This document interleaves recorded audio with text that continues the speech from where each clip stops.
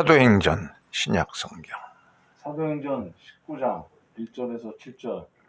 아볼로가 고린도에 있는 동안에 바울은 높은 지역들을 거쳐서 에베소에 이르렀다. 거기서 그는 몇몇 제자를 만나서 여러분은 믿을 때에 성령을 받았습니까? 하고 물었다. 그들은 우리는 성령이 있다는 말을 들어보지도 못하였습니다. 하고 대답하였다. 바울이 다시 물었다. 그러면 여러분은 무슨 세례를 받았습니까? 그들이 요한의 세례를 받았습니다. 하고 대답하니 바울이 말하였다. 요한은 백성들에게 자기 뒤에 오시는 이 곧 예수를 믿으라고 말하면서 회개의 세례를 주었습니다. 이 말을 듣고 그들은 주 예수의 이름으로 세례를 받았다. 그리고 바울이 그들에게 손을 얹으니 성령이 그들에게 내리셨다. 그래서 그들은 방언으로 말하고 예언을 했는데 모두 12사람쯤 되었다. 이것은 주님의 말씀입니다. 하나님 감사합니다. 아멘. 복음서의 말씀 마가복음 1장 9절로 11절 말씀. 그때 예수께서 갈릴리 나사렛으로부터 와서 요단강에서 요한에게 세례를 받으시고 곧 물에서 올라오실새 하늘이 갈라진가 성령이 비둘기같이 자기에게 내려오심을 보시더니 하늘로부터 소리가 나기를 너는 내 사랑하는 아들이라 내가 너를 기뻐하노라 하시니라. 이것은 주님의 말씀입니다. 하나님 감사합니다. 아멘. 주의 모든 말과 나의 마음의 묵상이 짙게 연락되기를 원하네. 아멘.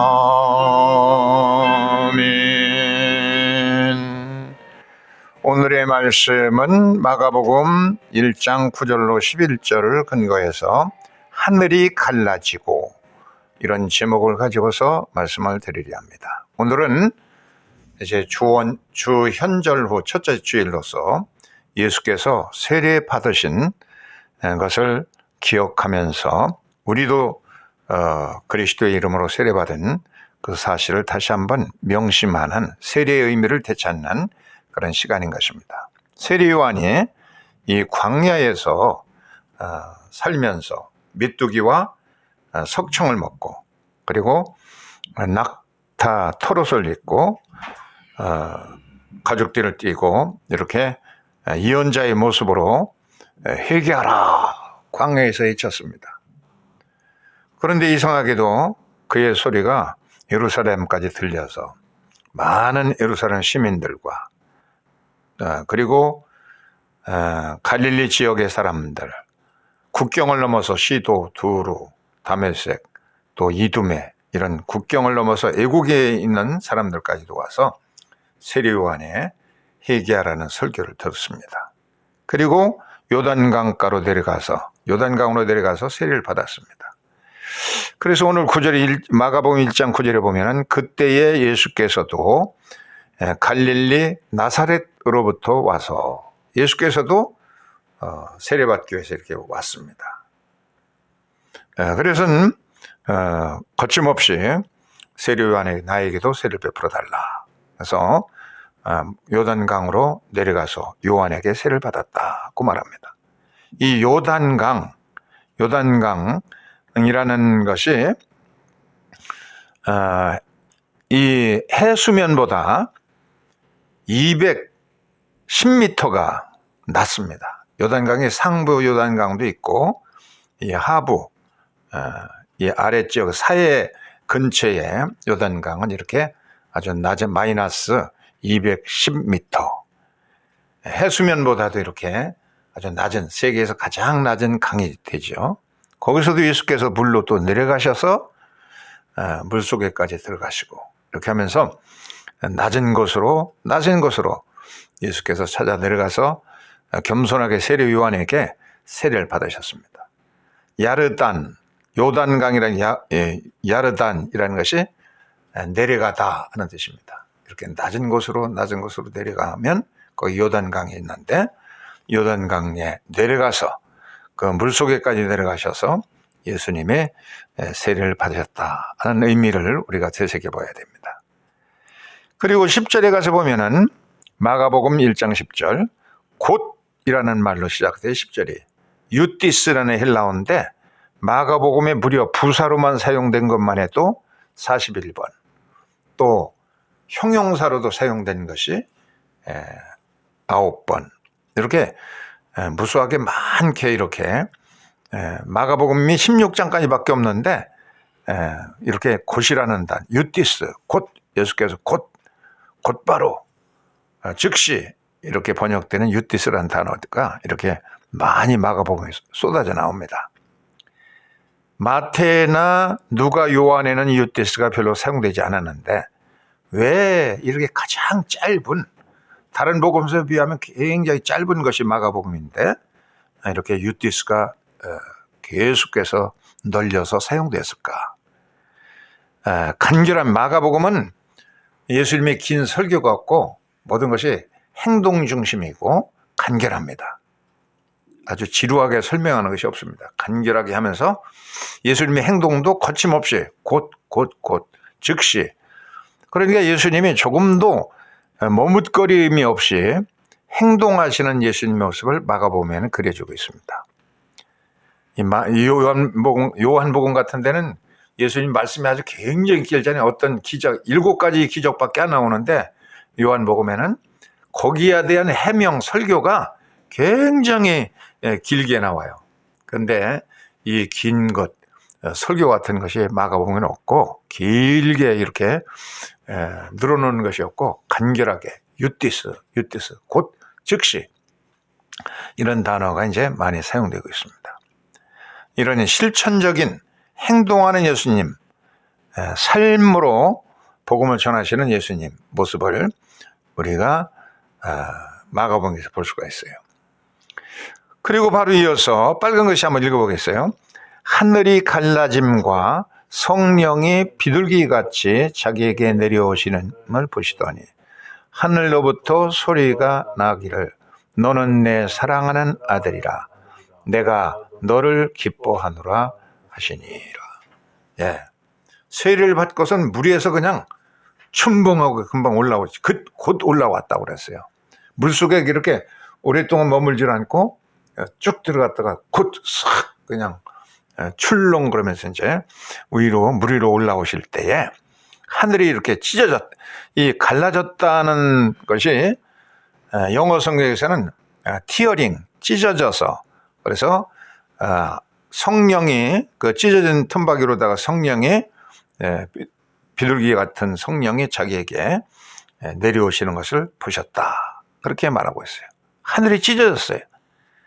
새로운 세계가 열려지는, 예수님이 이제 그 구약의 예언자의 예침에 보면은 광야에 애치는 자의 소리가 먼저 있습니다. 선구자로 세례 요한에서 이제 예수님 맞을 준비를, 회개의 세례를 베풀게 하고, 그리고 이제 예수님의 행동하게 되는데 메시아로서 바로 예수님의 세례식은 이렇게 하나님이 보내신 그런 세례 요한에게 세례를 받고 이제 메시아로서 시작하는 출정식입니다. 그러니까 이제 하늘이 찢어지고 이렇게 아주 천지개벽적인 사건이 생긴 것입니다. 먼저 이 세례의 의미를 생각해 보면은 세례는 예수 그리스도께서 하신 명령이십니다.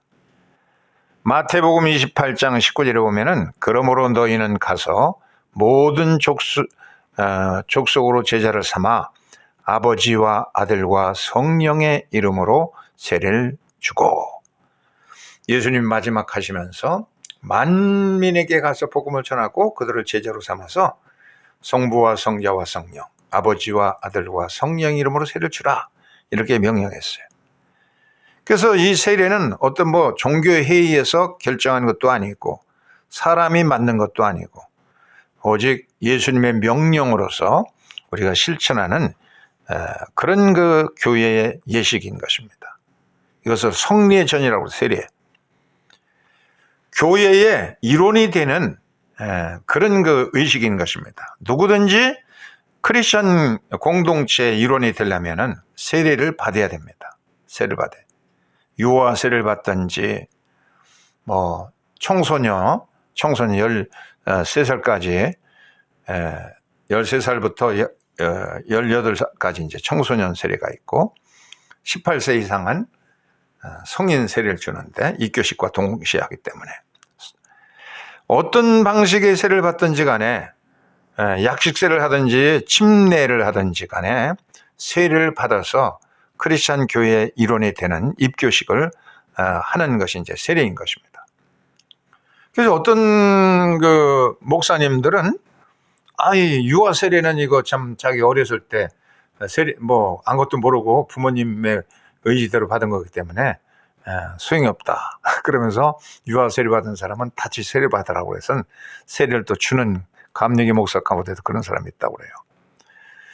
이것은 감리교회 웨슬레의 전통이 아닙니다. 구라파 교회는 태어날 때부터 모두가 거의 100%가 다 크리스찬이기 때문에 다 유아 세례를 줍니다. 어려서 유대인들이 난 지 8일 만에 할례를 주듯이 이렇게 유아 세례를 주어서 성인이 되면은 견진 성사 이렇게 입교식 절차를 통해서 문답을 하고 입교식을 해서 이제 정식 크리스찬 멤버로서 그 교회의 입교인으로서 받아들이는 그런 식이 있습니다.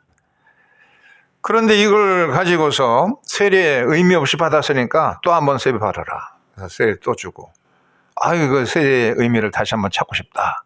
또 세례 주고, 이 재세례파, 이것은 그 기독교 감리교의 전통이 아니고, 감리교에서는 이렇게 성부, 성자, 성령의 이름으로 유아세를 받았든지, 청소년 때에 받았든지, 성인 때 받았든지, 늙어서 받았든지, 세례는 일생에 단 한 번 받는 것이다 하는 사실을 우리가 알아야 됩니다. 그래서 이 세례의 의미를 알아야 되고, 이렇게 세례는 그래서 교회에서는 이런 예배 시간에 봅니다. 예수님께서도 많은 사람이 지켜보는 가운데서 세례 요한에게 세례를 받은 것처럼 이렇게 공식적인 그런 사람들의 만천하에 사람들 앞에서 이렇게 세례를 받을 때에 하늘이 갈라졌다 그렇게 말하고 있어요. 얼마나 엄청난 사건이에요.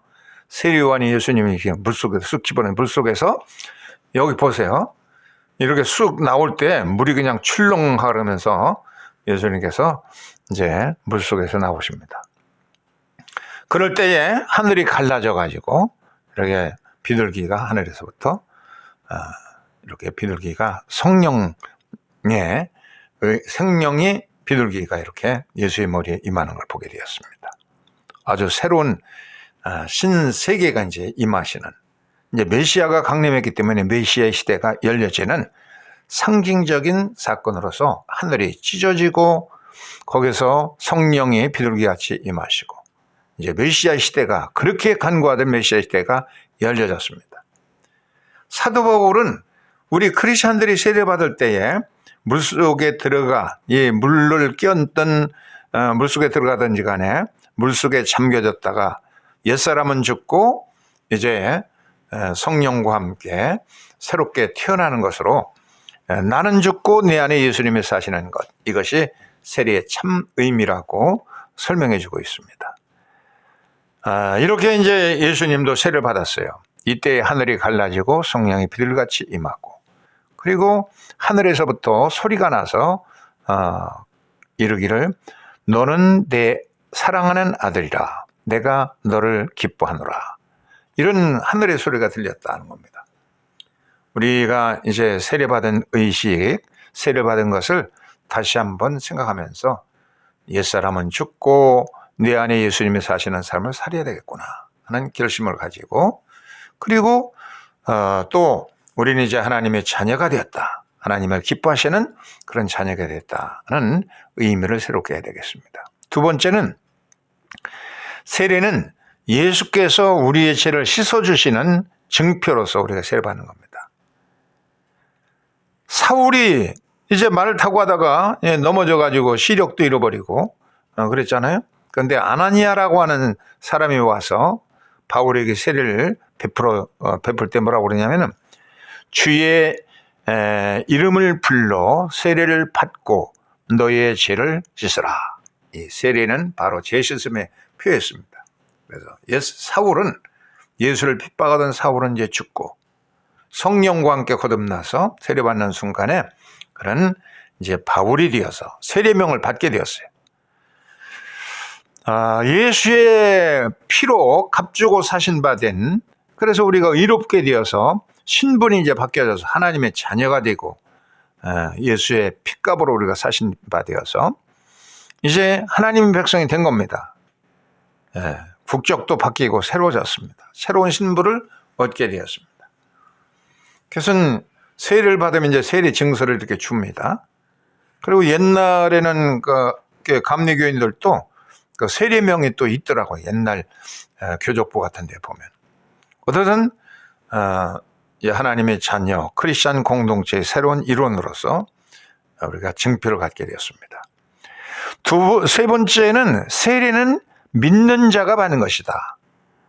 아무나 뭐 돈 주고서 이 세례를 받을 수가 없습니다. 오직 예수 그리스도를 구주로 영접하는 사람이 깨끗해지는 것, 이것이 세례의 징표인 것입니다. 사도행전 2장 38절에 베드로의 설교를 듣고 사람들이 그냥 가슴을 치고 막 회개를 했어요. 우리가 어찌하면 좋고 그럴 때 베드로가 사도행전 2장 38절에 보면 회개하여 각각 예수 그리스도의 이름으로 세례를 받고 죄사함을 얻으라, 이렇게 말했습니다. 예수님을 구주로 믿는 사람이 회개하는 징표로서 세례를 받는 것이라고 말했습니다. 우리가 이제 전부 이렇게 목사님이 성부와 성자와 성령의 이름으로 세례를 주노라. 그래서 성부 하나님 아버지, 성자 예수 그리스도, 우리를 위해서 피 흘리신 예수 그리스도의 보혈로 씻김을 받고 또 성령으로 거듭나서 이제 우리가 하나님의 자녀로서 성령으로 거듭난 삶을 살도록 하는 것, 이것이 세례의 뜻인 것입니다. 네 번째 살펴볼 것은 세례는 죄 씻음에 대한 눈으로 보여지는 그런 은혜의 표징입니다. 이 성례라고 하는 말을 쓰는데 사크라멘트를 성례라고 이렇게 우리말로 번역하는데, 이게 눈에 보이지 않는 하나님의 은혜, 하나님의 은혜는 눈에 보이지 않잖아요. 안 보이죠? 지금도 이 말씀을 들으면서 하나님의 은혜가 우리에게 임하고 있는데, 이 하나님의 은혜는 눈에 안 보이는 겁니다. 그런데 이 눈에 보이는 은혜가 있어요. 하나님의 눈에 보이는 은총이 있어요. 이게 뭐냐면 감리교에서는 바로 이 세례식과 성만찬식, 이 두 가지가 눈으로 보이는 그런 실질적으로 우리가 떡을 받아 먹기도 하고 실질적으로 물로다가 이렇게 씻는 세례도 받고 이렇게 하는 것인데, 천주교에서는 이 성사라고 하는데 사크라멘트, 성례를 그들은 성사라고 그래요.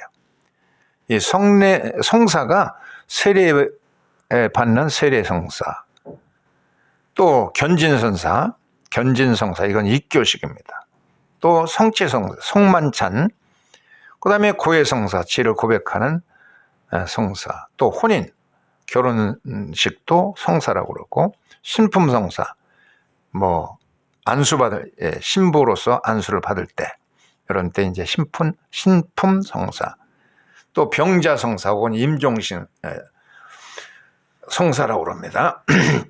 이런 7가지가 있는데 감리교회는 예수께서 명하신 대로 세례식과 또 성만찬식, 이렇게 2가지 성사를 인정하고 있습니다.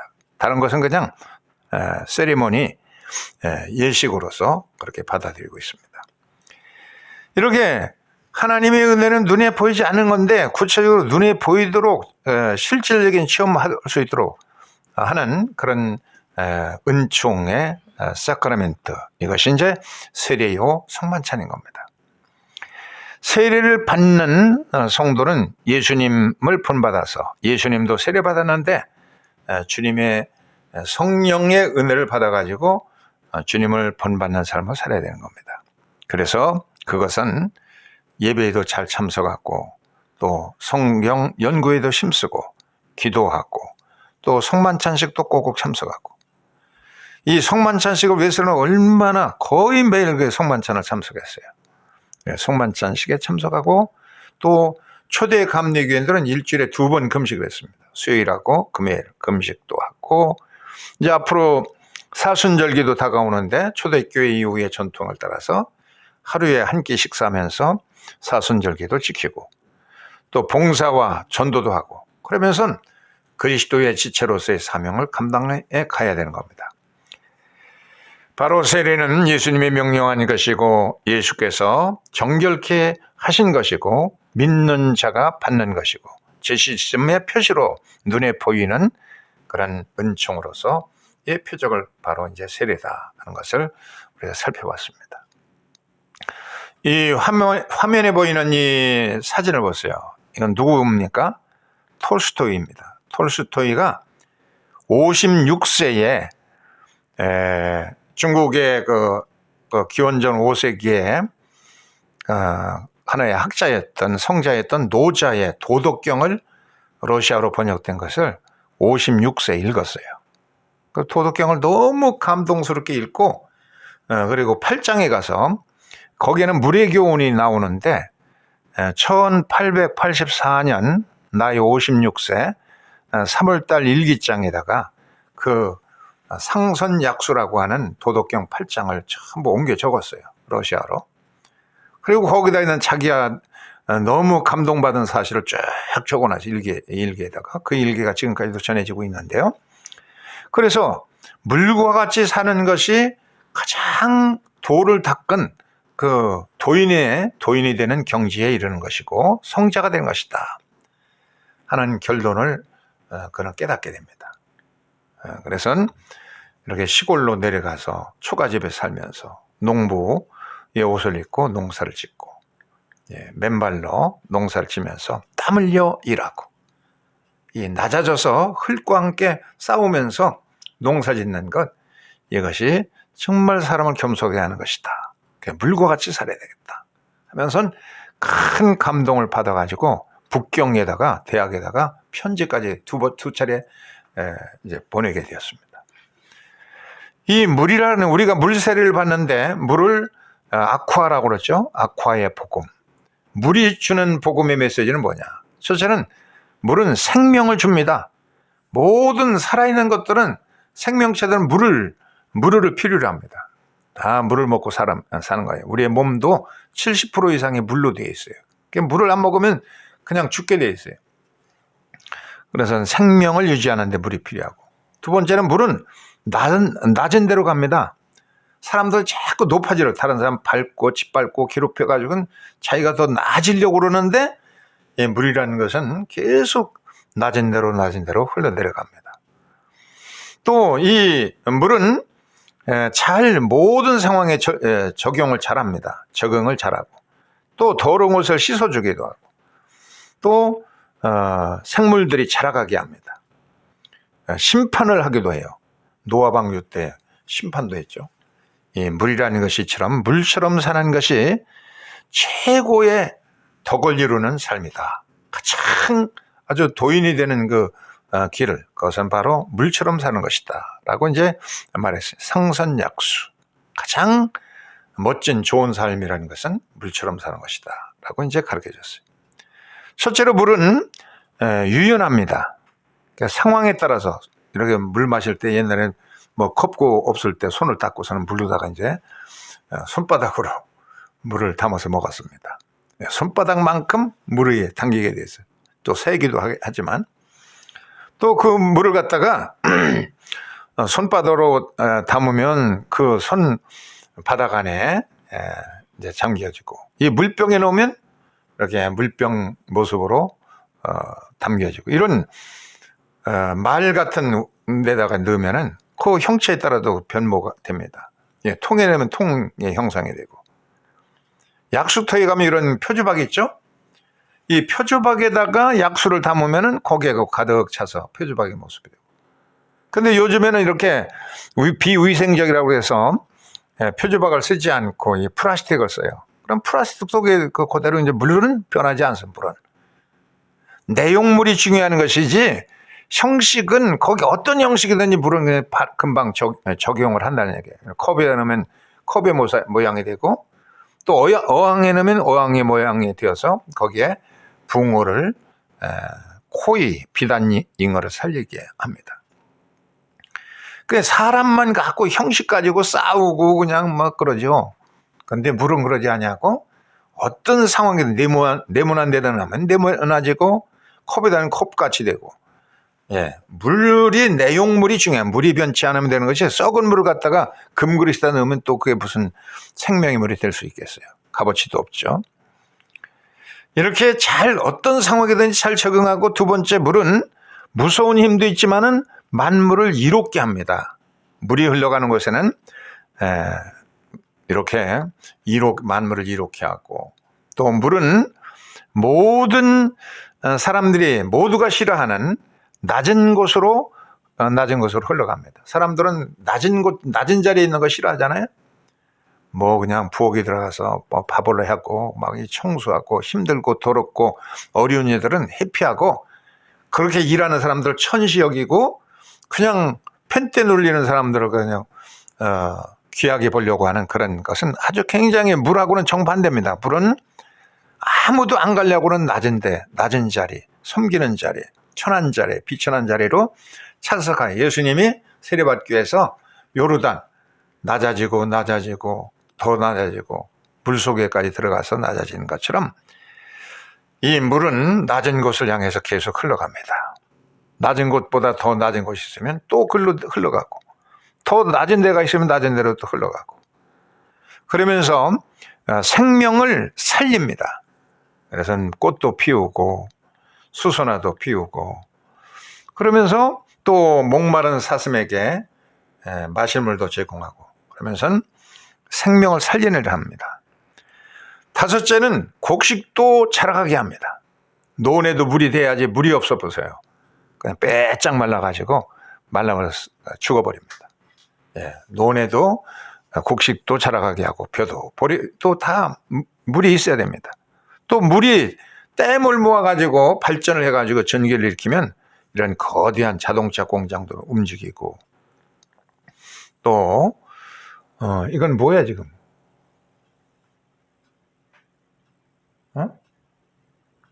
뭐를 지금 이렇게 이 집에 불도 들어오게 하고 또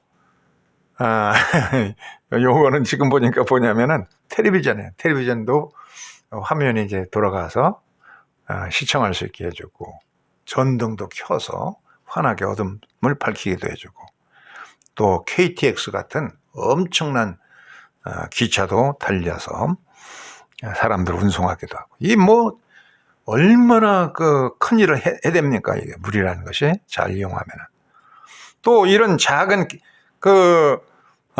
시내들이 모여가지고 큰 강을 이루게 됩니다. 그래서 거기는 물고기도 살고 이런 여러 종류의 물고기 살아서 생명이 약동합니다. 그리고 이 강들을 모여서 또 가장 낮은 바다에 전부 세계의 물들이 다 만납니다.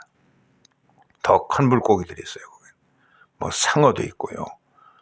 뭐 이런 배도 띄우고 이렇게 낮은 자리에 있으면서 점점 낮아가지고 모두를 이롭게 하고 생명이 완성하는 게 물인데 바로 우리의 주님의 은혜도 물과 같은 것입니다. 그래서 평생 우리의 신앙이 자라가게 합니다. 처음 세례받을 때보다 어렸을 때보다 이제 은퇴하고 나이가 들으니까 더 주님을 닮아가려고 노력하게 되고 애쓰게 되고 많은 것을 버리게 되고 나쁜 습관과 관습도 버리고 그러면서 주님을 닮아가게 됩니다.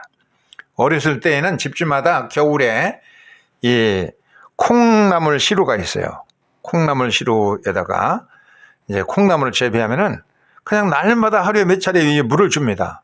물을 주고 또 덮어놔요. 검은 천으로 이렇게 덮어놓고 또 물을 주고 그러면 이 콩나물들이 그냥 쑥쑥 자라요. 날마다 그냥 이걸 뽑아가지고 무쳐도 먹고 또 콩나물국도 끓여 먹고 겨울에는 신선한 야채가 옛날에 없었기 때문에 비타민C가 모자랐는데 이 한국 사람들은 지혜가 있어가지고 이 콩나물 콩에는 비타민C가 없는데 이걸 물속에 자라가게 하면은 전체가 비타민 C가 되는 비결을 알아가지고 콩나물 시루에다가 콩나물을 재배했어요. 그래서 집에 콩나물 시루가 있으면은 습기도 조절하고 무슨 요즘 같은 무슨 일부러 안 해도 그냥 콩나물 시루에 물을 주면은 습기가 집안에 건조하지 않게 해주고 또 그냥 쑥쑥 잘 자라기 때문에 날마다 뽑아서 비타민 C를 충족시킬 수 있고 얼마나 지롭습니까? 그냥 물만 주면 쑥쑥 자라니까 은혜의 물은 바로 우리 성도들이 평생 이 은혜의 물을 받고 자라야 되는데 물과 같은 거예요. 은혜도 물과 같이 주님의 은혜를 늘 받으면서 자라야 우리의 신앙에 쑥쑥 자라게 되는 겁니다. 오늘 성경 말씀에 주님이 세례받을 때 천지 개벽 같은 사건이 생겨 하늘이 갈라졌다고 그랬습니다. 비둘기 같은 성령이 임하시고 또 하늘에 소리가 나서 너는 내 사랑하는 아들이요 내 기뻐하는 자라 이렇게 말했습니다. 우리가 세례받은 크리스찬이 됐다고 그러면은 새로운 세계에서 살려는 겁니다. 이제 옛날 사람들이 생각하는 거죠. 한국 사람도 아직도 기득권층이 있잖아요. 돈 많고 가끔 행정기관에도 기득권층들이 있고 이 사람들은 가만히 있으면 그냥 뭐 소득 생기고 또 은퇴하고 나면 또 전관 예우를 받아가지고 또 행세하고 그러니까 그 기득권 세계가 얼마나 좋아요. 그런데 이 크리스찬들에게는 하늘이 갈라지고 옛세계가 물러가는 겁니다. 완전히 물과 같이 예수 요르단에 내려가서 세례받으신 예수님처럼 낮아지고 섬기고 이렇게 남들이 싫어하는 그런 자리에 임하는 것, 이것이 이제 크리스찬들 공동체고 새로운 세계를 열어가는 것입니다. 이것이 하나님을 기쁘게 하는 삶이고 하나님의 자녀로 살아가는 것이다 하는 사실을 우리가 기억해야 되겠습니다. 세례의 물로 은혜의 물로 우리도 날마다 달라지고 있는 거예요. 우리는 모르는데 달라져 가고 있어요. 영적으로 성장해 가고 있습니다. 주님도 세례받은 것처럼 우리의 세례받은 의미를 다시 한번 새기면서 그렇다고 해서 자꾸 나 세례 또 주세요 그러는 게 아니고 자꾸 이제 의미를 되새기면서 옛사람은 죽고 새사람이 살고 이 에베소 교인들이 성령의 불세례를 간구하는 것처럼 늘 하나님의 성령의 충만한 삶을 살도록 하야 이게 뜻이 있는 것인지 나 세례 다시 주세요 또 주세요 하는 것은 굉장히 이단적인 겁니다.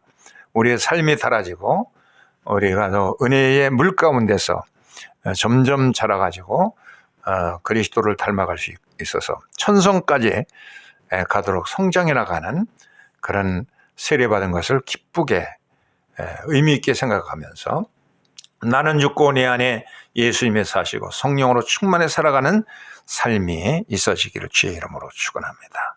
아멘. 436장 찬송 부르겠습니다.